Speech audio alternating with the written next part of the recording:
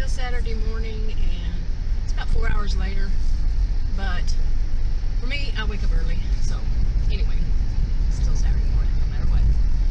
But this one is going to be about people who want to have power and control over another or others. And like I said in the last video, a lot of people just want to say narcissist and be done with it. But it's not always narcissists who do this. And just saying narcissist to me is more of a diagnosis, and the person will say, well, what kind? What are you talking about? It kind of just begs questions, and are you sure that's them? What it is? And anyway, this is people who want power and control. Okay, easy.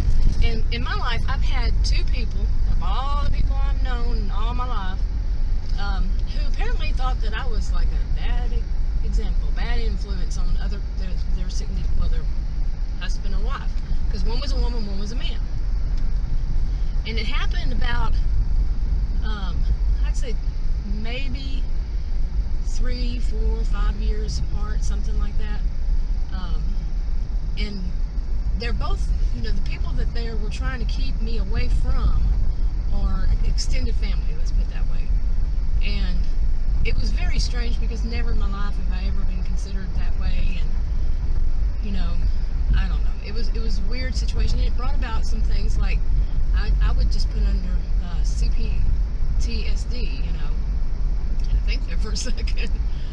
But it was in different ways at the same time. And talk about it. But there was also another one, now that I'm thinking about it. I was thinking about the two last night, but there's another one where it's not involving me as the person, but I'm the one that's seeing it, and I'm not going to play along with it. But anyway, the first one that happened was the man of the married couple, the husband. He decided that he didn't want his wife, which was extended family, to have anything to do with me. And he come up with the lamest kind of reason for it, which I actually didn't even do. But he claimed that I had let their dogs out of the house, and where I would have let them out, according to him, was actually where they go to the bathroom. And this fenced in, they're not going to run away, anything, because that's where they go.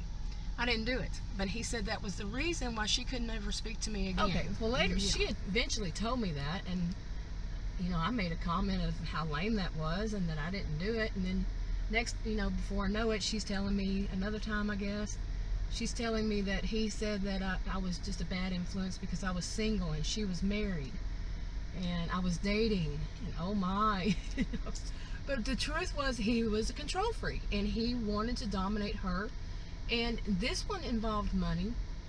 Not that I was going to get any money off of her or anything, but I would, you could pretty much bet that I was going to try to convince her, he would bet that I would try to convince her to get away from him because of the whole situation. And he basically knew it and didn't want to lose the money that he was getting. She's a high wage earner and he is not. So then I guess, like I said, a few years later, it was the next one, it was just a woman. She, and they were dating at the time, but when eventually they got married, she didn't want him to have anything to do with me. So she did a lot of things, and to try to convince him, like I said, extended family, try to convince him that I would be causing problems in their relationship and all this stuff. And I had no intention of doing it. And like in the one before, I really wouldn't have told her anything.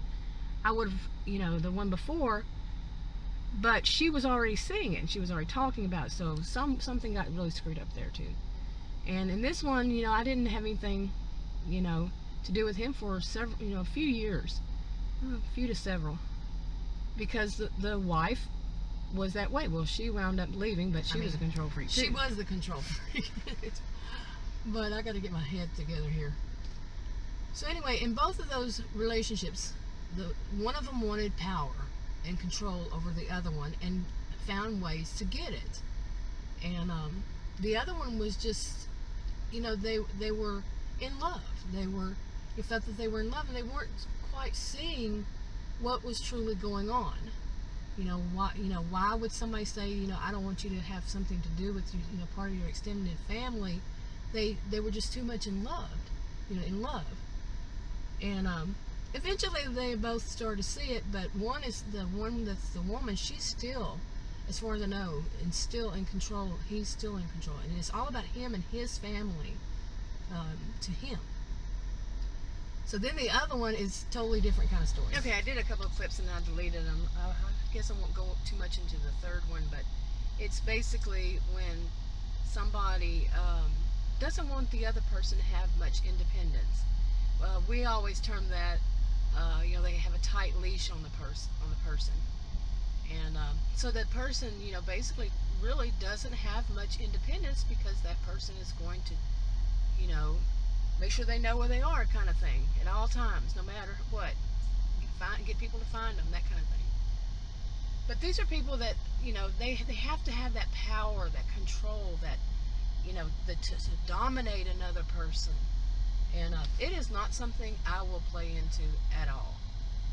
I am not going to be any part of it, and I will speak my mind and say, this is what it is, and I'm not going to be a part of it. And it needs to stop. If I'm in any kind of way, position to now get on with it. I will. The control freak in these situations, mainly two of them, what winds up happening is they have that control and domination over the person, their spouse, or the person in the relationship, but at the same time they have control over the person they're keeping, or people they're keeping them from. You see what I'm saying? And they know it, and they enjoy it, because that person is going to mind them, but everybody else has to at the same time, because they will find ways to keep them from, they're isolating people. It's what they're doing. Their supply. They're isolating that person. If you want to call it narcissistic supply or whatever, it's not always narcissist, like I said, but they're isolating them. And everybody else, they lose out on that person. So in this way, they are, under this person's control too. And to me, when these things happen, there were times when I'd look back and, I'd wonder, what was going on with the person and everything, and knowing that they're out there, they're living their lives. As far as I know, they haven't died, but it's like they have died, because I cannot, there's no way for me to get in touch with them. They can do anything, like make the person change their phone number and, stuff like that, to where you can't get in touch with them, So, they're out there and they're living, but you're missing out on, sharing your life with them, their lives with you, all that kind of thing that you do with, family. But because of that person that has the control and has to have the control. Been there, done that. Got the groceries. Probably around $78, I'd say, dollars was groceries. The other was for the dogs, that frontline treatment. Yeah, we had one left over and he put half, but I'm itching, and that's usually a sign that they're gonna have fleas, or they have fleas, or whatever. But anyway, I think I'll wrap this video up. I don't know where I left off. I've already been and done the groceries and all that. So, but anyway, if you haven't, go ahead and subscribe if you would. It's Grace and it's on YouTube. If you've seen me somewhere else, it's on YouTube.